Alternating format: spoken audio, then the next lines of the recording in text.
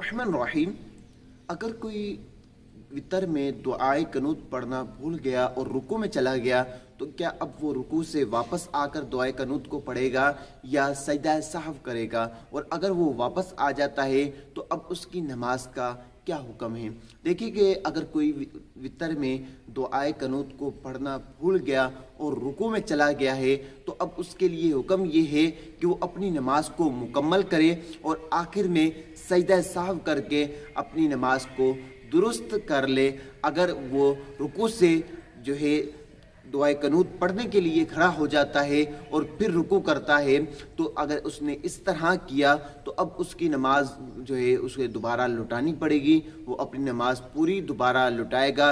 अब सजदा सहव से इजाला नहीं हो सकता क्योंकि वो एक फ़र्ज से वाजिब की तरफ गया है, यानी अदना की तरफ आला से गया है, क्योंकि फ़र्ज जो है वो रुकू है और दुआए कनूत पढ़ना ये वाजिब है। तो जब वो फ़र्ज से वाजिब की तरफ गया तो उसने नमाज में अदना को आला पर तरजीह दी, तो इस वजह से उसकी नमाज नहीं होगी, उसे नमाज दोबारा लौटानी पड़ेगी। अल्लाह ताला मुझे और आपको दीन मतीन पर चलने की तौफीक अता फरमाए। आमीन बिजाहि नबील आमीन सल्लल्लाहु अलैहि वसल्लम।